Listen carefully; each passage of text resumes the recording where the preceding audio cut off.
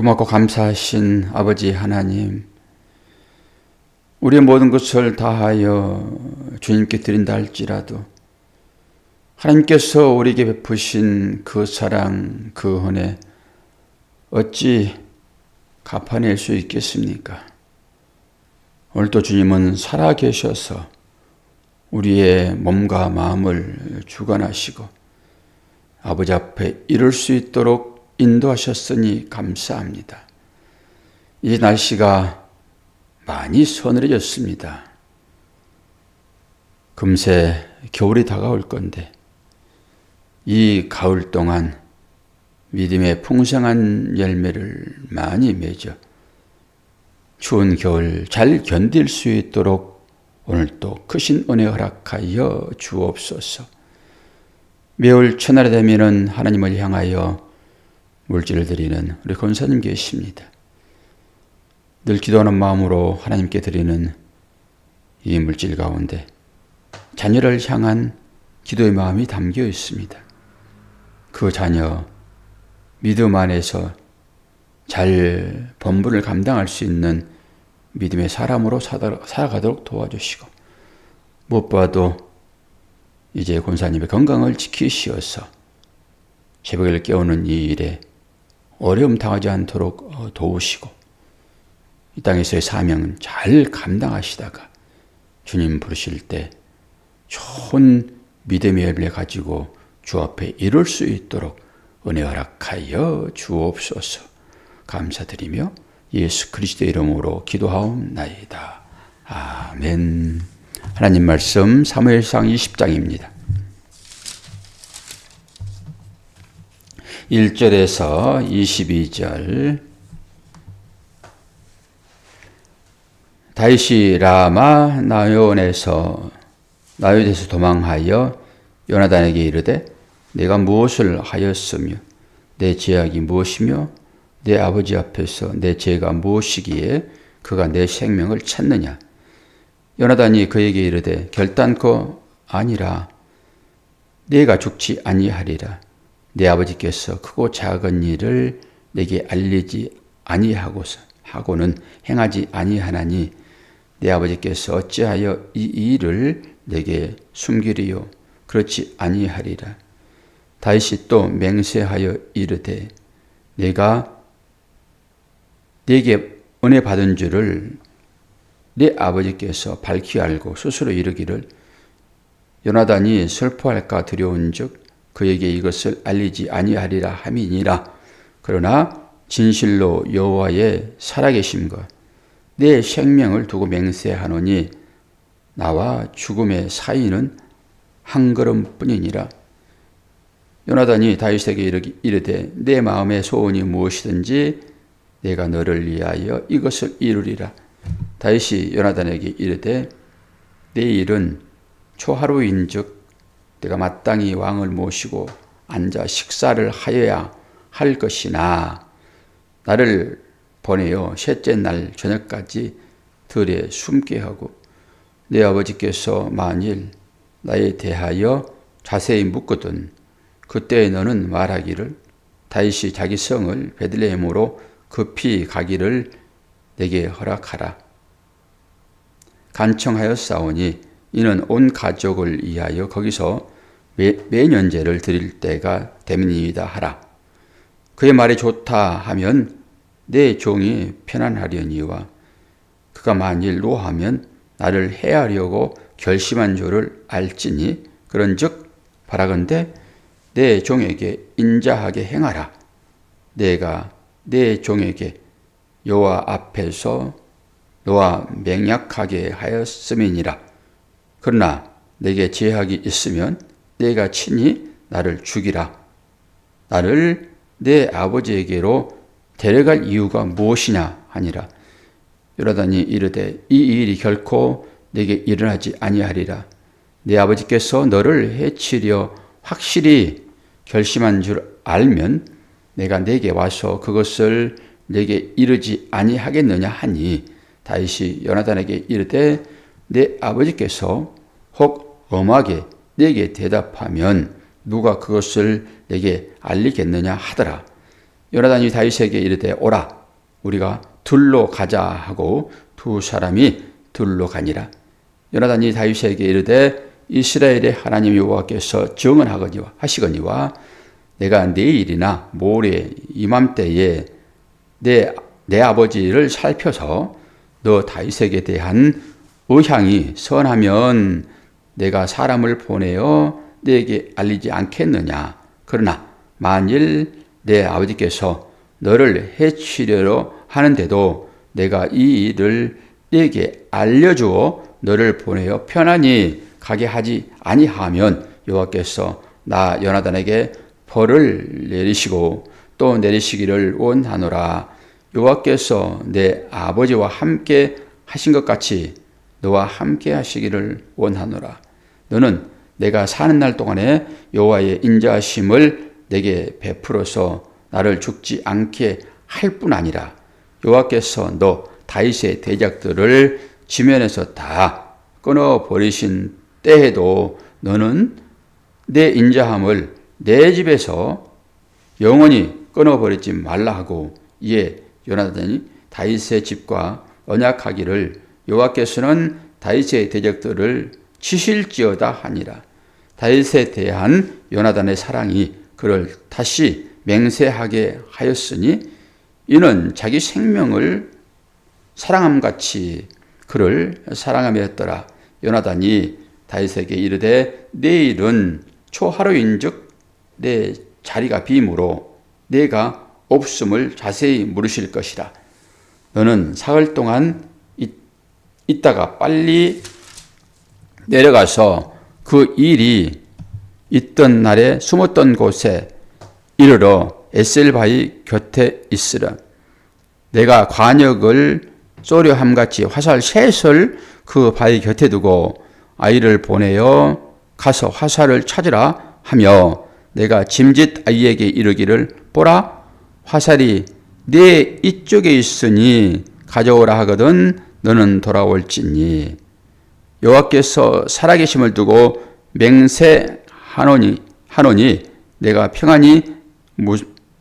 평안 무사할 것이요 만일 아이가 이르기를 보라 화살이 내 앞쪽에 있다 하거든 내 길을 가라 여호와께서 너를 보내셨음이니라. 여기까지 맺겠습니다. 아멘. 상당히 긴 말씀이지요. 전체를 봐야지 문맥을 연결시켜서 볼 수 있는데 오늘 여기까지만 합시다. 우리 어제 보았잖아요. 11절에 이런 얘기를 합니다. 요나단이 다윗에게 이르되 오라 우리가 둘로 가자 하고 어제 이거에 대한 해석을 좀 했죠. 가인은 아벨을 둘로 가자 해놓고 아벨을 죽이고 요나단은 둘로 가자 해놓고 다윗을 살려내는 그래서 요나단은 예수 그리스도의 모형을 말하고 있다 이렇게 얘기를 했습니다. 그리고 13절을 보면은 이 요나단이 이 자기를 저주하는 어구가 등장을 합니다. 뭐라고 얘기합니까? 나 요나단에게 벌을 내리시고 또 내리시기를 원하노라. 자기를 저주하는 이 어구이거든요. 왜 이런 얘기를 합니까? 내가 약속을 너와 맹세를 하는데 만약에 내가 그 약속을 어기면은 나한테 저주가 내릴 것이다. 이 얘기를 합니다. 언제 이게 또 등장하냐 그러면은 나오미와 룻 거기에서 또 등장을 합니다. 야, 너희 남편들 다 죽었으니까 너희들이 이제 고향으로 가서 편안하게 살아 그랬더니 아니에요. 어머니의 하나님이 나의 하나님이고 어머니의 나라가 나의 나라입니다. 내가 어머니를 떠나면은 하나님께서 나에게 똑같이 저주를 부어마땅합니다. 자기 저주잖아요, 이게. 이런 얘기를 합니다. 이것은 뭐예요? 맹세되게 하는 확인 도장 찍는 거라 그렇게 생각을 합니다. 그리고 14절에서 16절을 보면은 어떻게 얘기를 합니까? 이 요나단이 이 앞으로 다윗이 어떤 사람이 될 것인가라고 하는 것을 예언처럼 얘기를 해요. 예언처럼. 그러면서 우리의 가족들을 네가 살펴야 된다라고 얘기를 합니다. 그건 뭐지요? 자기는 왕자로서 앞으로 왕이 될 터인데 하나님의 섭리에 따르겠다라고 하는 그 의미가 여기에 담겨 있습니다. 요나단은 벌써 하나님께서 어떻게 다윗을 인도하고 있는지를 다 안단 말입니다. 그리고 아버지를 살펴보면은 그 아버지의 행위는 결코 하나님의 용서함을 받지 못하는, 지금 어떻습니까? 백성들에게, 군사들에게 내지는 자기 아들에게까지 살해 명령을 지시합니다. 이게 무도한 것 아닙니까? 물론 사울에게 그 악령이 강하게 역사하니까 그런 일이 있지 않습니까? 아니, 수금 타가지고 자기의 그 마음을 혼란케 하는 그 악령들을 내쫓는 그 일을 하고 있는 그 다윗을 자기 무기로 죽이러 가잖아요. 무기를 던졌더니 막 벽이 박히잖아요. 얼마나 세게 던졌으면 그럴까요? 그 딱 다윗이 물맷돈 던져가지고 골리앗 머리에 박히듯이 그런 거 아닙니까? 그래서 다윗이 오늘 다시 한번 요나단 얘기를 하는 거예요. 네가 1000번 얘기를 해도 나는 그 사실을 믿지 못하겠다라고 얘기를 하잖아요. 믿지 못하겠다. 그리고 지금 나의 이 마음은 죽음이 한 발자국 앞에 있다. 얼마나 긴장하겠어요. 왕이 자기를 죽이려고 이 포고령을 내렸는데 죽이라. 그리고 실제적으로 죽음을 봤잖아요. 그리고 얼마나 긴장하고 있겠냐고요. 그러니까 이런 얘기를 할 수밖에 없죠. 사망이 바로 발뛰면 그 앞에 있다. 너 똑바로 얘기해라. 네 마음이 진실이냐. 그리고 지금 종주목을 된다고요. 그러니까 요나단이 어떻게 해야 내가 말한 것을 내 사랑하는 다윗아 믿겠니? 그러면서 뒤에 쭉 나오는 내용이 이제 내가 아버지를 살핀 터인데 어떻게 하면 좋겠어? 그러니까 다윗이 하나의 제안을 합니다. 이게 지혜거든요. 하나님께서 다윗에게 지혜를 주시잖아요. 그 지혜를 통해 가지고 다윗은 전쟁에서 이기는 것입니다. 이 힘만 가지고 됩니까? 다윗에게 지혜를 주시는데 요나단의 마음도 알아볼 겸 사울이 진짜 자기를 죽이려고 하는지. 지금 다윗은 어제 우리가 이제 19장 뒷부분을 읽지 않고 넘어왔지만은 다윗이 지금 사무엘에게 갔어요. 사무엘은 지난번에 내가 다시는 사울 당신 안 보겠습니다 라고 떠나버렸잖아요. 그런데 다윗이 사울에게 가요. 그게 라마십니다. 여기에서 라마 나얏, 여기서 다시 와요. 지금 도망한다 얘기를 하고 있는데 거기서 나와가지고 오늘 또 왜 성으로 들어옵니까? 신기한 일들이에요, 이게. 성으로 들어와가지고 그 왕궁에서 이제 식사를 매월 초하루는 밥을 같이 먹나 봐요. 근데 도망갔으면 거기 있지 뭐라 또 옵니까? 와서 지금 식사 자리를 함께 해야 되는데 내가 보이지 않으면은 네 아버지가 어떻게 생각할까? 그때 얘기해라. 우리는 매년제를 드린다. 그래서 3일까지 제사를 드리는 경우가 있는데 그래서 그 자리를 일단 내가 피할 테니까 내 얘기를 아버지께 얘기를 들으면은 네 아버지가 나를 살리려고 하는지 죽이려고 하는지를 알 것이다. 이 제안을 합니다. 그러니까 알았다. 그리고 가가지고 이제 살펴서 이 뜻을 전하는데 다시는 만날 수가 없습니다. 이게 아버지한테 그 사실이 들켜지면 다윗을 만난다라고 하는 것이 알려지면 큰일 나거든요. 그렇게 미리 언약하는 것이 이제 뒷부분입니다. 화살이 화살. 이 내용들을 다 알잖아요. 화살 3개를 쏘아가지고 뭐 앞에 떨어지면 다시 돌아오고 저 멀리 떨어지면은 네 도망가라. 이제 이런 거잖아요. 그러면서 이 바위 하나를 얘기를 합니다. 이게 지금 에셀 바위라고 얘기를 하고 있어요. 19절에. 이 에셀 바위를 이게 에벤에셀 그러면은 에벤 돌 에셀 돕다 돕는 바위. 그래서 신혼이라고 하는 그 회사가 이 브랜드를 가지고 제품을 팔잖아요. 에벤에셀. 지난번에 다윗이 여기에서 이 돌을 취하여 하나님께서 우리를 도우셨다 해가지고 그 돌에 기름 붓잖아요. 그 돌을 세우잖아요. 그때 에벤에셀 얘기를 했는데 오늘 또 이 에셀 바위 그러니까 똑같이 에셀 그러면 돔의 돌이거든요. 에셀 바위 그러면 바위는 돌이니까. 그래서 제가 이게 그런데 보면은 뜻이 여기에서는 출발이에요. 출발하다 이런 의미가 있어요.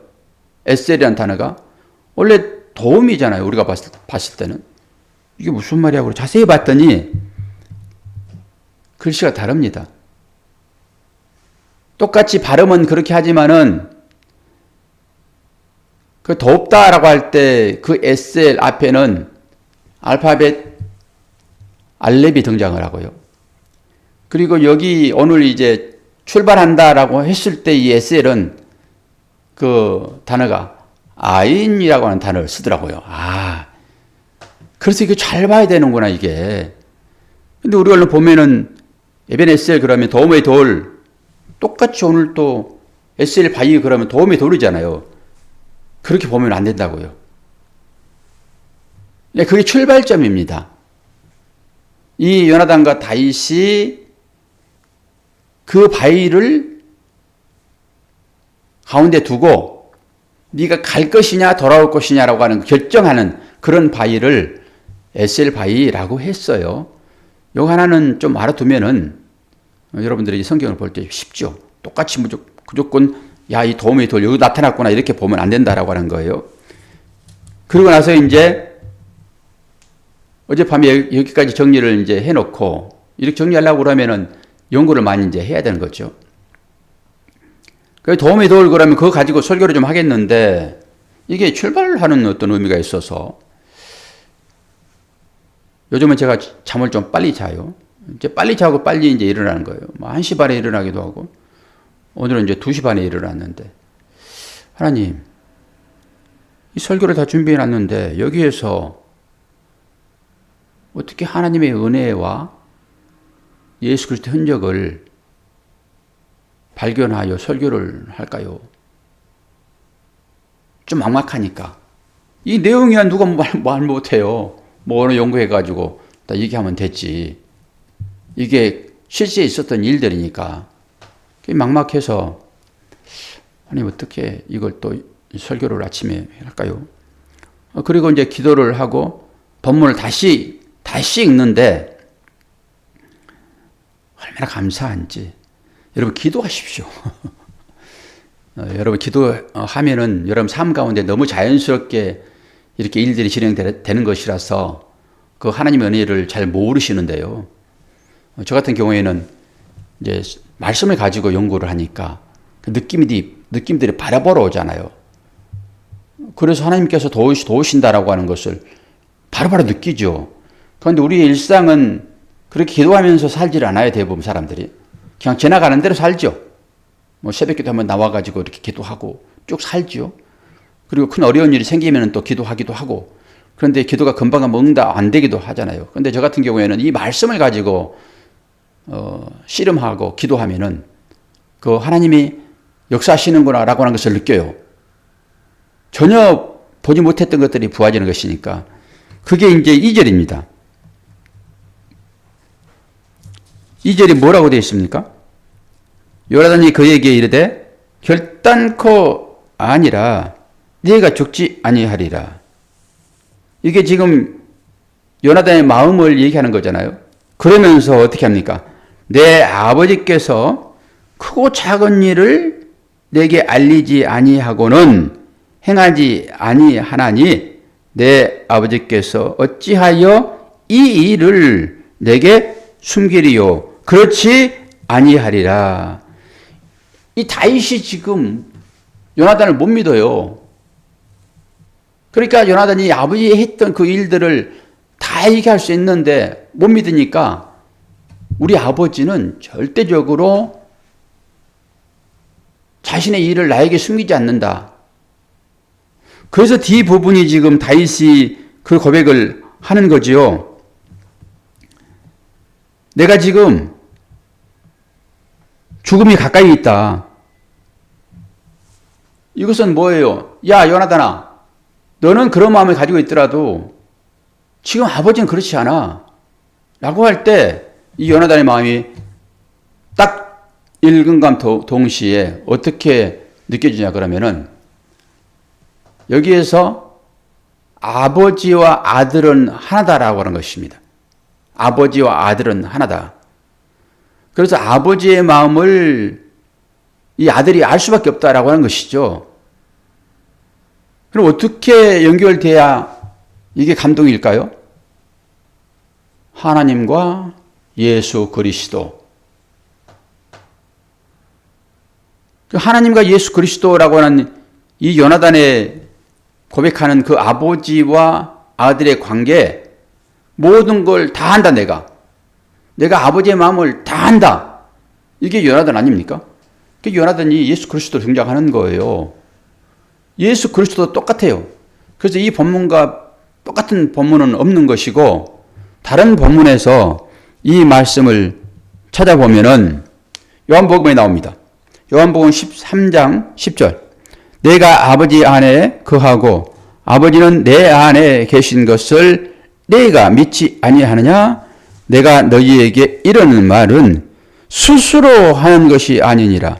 아버지께서 내 안에 계셔서 그의 일을 하시는 것이니라. 똑같이요. 이 요나단이 지금 고백하는 이 고백과 예수 그리스도가 아버지를 향한 그 마음 너무나 똑같잖아요. 비슷하지 않습니까?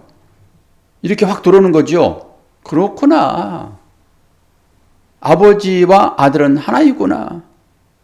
그러므로 아버지께서는 절대 감추지 아니하시는구나. 그래서 예수 그리스도께서 이 얘기를 하는 것입니다. 그렇게 요나단과 사울의 관계 가운데서 예수 그리스도의 마음을, 하나님의 마음을 여기서 한번 보는 거지요. 그리고 이것만 가지고도 저는 충분하게 은혜를 받아요. 와, 그렇구나. 그런데 쭉 읽어 내려갔더니 지금 뭐예요? 다윗이 그 식사 자리를 피하는 것이 무엇을 이해하여 자기가 이 자리를 피하냐라고 얘기하는 것이요. 무엇 때문에? 지금 무엇 때문에 초대 자리에 매월 초하룻날은 왕 앞에서 함께 식사를 해야 하는 것인데 혹시 그 자리에 참여하지 않으면은 그때 이제 죽이려고 계획을 했겠죠. 사울은. 그런데 낌새가 좋지 않으니까 다윗이 지금 제안을 하는 거잖아요. 그리고 실제적으로 초하룻날은 매년제를 드리잖아요. 매년제를. 그러니까 내가 거기 간다. 그럴 핑계를 대고 그때 아버지가 어떻게 하는 것인지를 네가 잘 살펴서 아버지의 마음을 네가 부하라 이런 거잖아요 지금. 그러니까 실질적으로 아버지가 다윗을 죽이려고 지금 계획하고 있잖아요. 뒷부분 가서 이제 보겠지만은 여기서 또다시 하나님께서 주시는 마음이 딱 드러나는 것입니다. 이게 뭘 말할까요? 다윗이 어디에 가서 숨어야 사는 것입니까?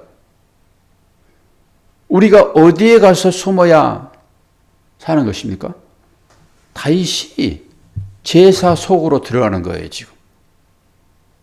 사울은 지금 악령이 들어가지고 다윗을 죽이러 가잖아요. 그런데 다윗이 그 마귀를 벗어나서 살 수 있는 길은 뭐예요? 제사 속으로 들어가는 것입니다. 이러니까 감사지요. 그렇군요. 이 얘기 가운데서 또다시 십자가가 너무 정확하게 드러나군요. 그리고 이 제사의 주인공은 당연히 예수 그리스도. 그분이 죽고 그 들 무덤에 며칠 동안 묻혀 있습니까? 3일 묻혀 있잖아요. 그러니까 사흘 동안 다윗이 거기에 숨어버리는 것입니다. 우리는 여기까지 들어가서 이 말씀들을 보아야지 이 말씀이 영적인 능력이 되고 나에게 힘이 되는 것입니다. 세상적인 방법은 안 된다고요. 그러니까 다윗을 지혜롭다 하는 것입니다. 우리 인생의 삶 가운데서 얼마나 많은 일들이 우리를 억압합니까? 제일 큰 문제는 질병이 들게 되면은 이 질병이라고 하는 것은 나의 생명을 갉아먹는 거잖아요. 결국 사막에 이르게 하는 거잖아요. 모든 사람이 다 이 질병 걸려서 죽는 것입니다.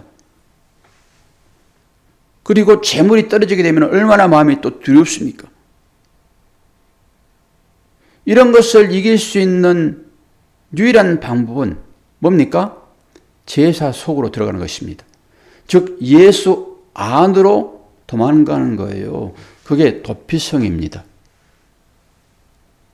얼마나 풍성한 영의 양식이 여기에 숨어 있냐고요.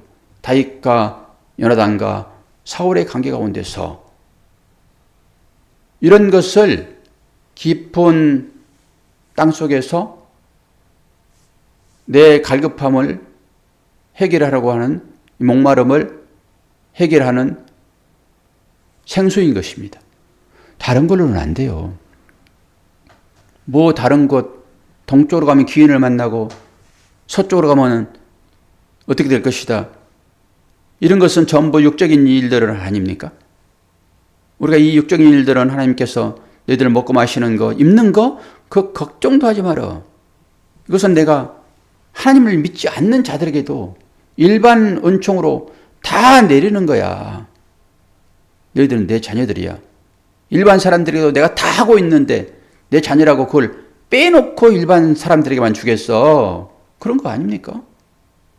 그들이 먹고 마시는 거로 똑같이 먹고 마시잖아요. 너희들은 다른 걸 찾아야지.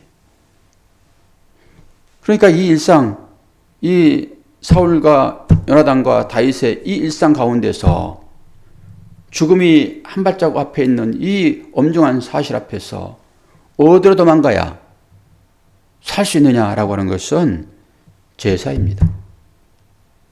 예배입니다. 교회입니다. 우리 안전은 세상 가운데서 내가 아무리 좋은 터 닦고 왕궁으로 튼튼하게 건물 지어도 그거 순식간에 마지막에 두루마리 말리듯 다 말려버리고 말 것입니다. 오직 우리의 피난처는 여호수아에서 그 만들어 놓는 도피성이요. 이 도피성은 당연히 교회인 것이죠. 이 교회가 여러 가지 세상적인 것으로 많이 타락돼서 교회에 소망이 있냐라는 얘기까지도 하지만 그래도 교회라고 하는 것은 도피성입니다. 여기에 피해야 되는 것이고 여러분이 계신 그곳이 곧 교회인 것이니까 하나님과 깊은 교제와 만남을 통해 가지고 여러분의 모든 문제들을 해결하시기를 바랍니다. 제가 이제 오늘부터 명단 다 작성해서 한 사람 한 사람씩 이름 부르는 그런 시간으로 새벽을 열 것이니까 여러분도 이제 전도에 매진을 하시기를 바랍니다. 자, 기도하겠습니다. 아버지 하나님, 우리의 평안이 어디에 있는 것인지 오늘 본문 말씀을 통해서 다시 한번 깨닫습니다. 세상에 어디로 숨어야 그것이 평안이 있겠습니까? 예수 그리스도 안에 들어갈 때만 그 안에서 평강을 누릴 것이오니 우리들로 하여금 이 믿음이 있는 자 되게 하시고 어려움 만날 때마다 하나님께서 지혜 허락하여 주심으로 다윗이 사울의 그 계획을 무산시키듯 하나님께서 지혜를 허락하실 때만 가능한 것임을 우리가 믿사오니 오늘도 새벽을 깨우는 당신의 사랑하는 자녀들 지혜 허락하여 주시어서 어떤 문제를 만나든지 주 앞에 강구하여 해결할 수 있도록 도우시고 또한 우리가 계획한 이 일들이 이 주 안에서 이루어질 수 있도록 주여 은혜 허락하여 주옵소서. 감사드리며 예수 그리스도 이름으로 기도하옵나이다. 아멘.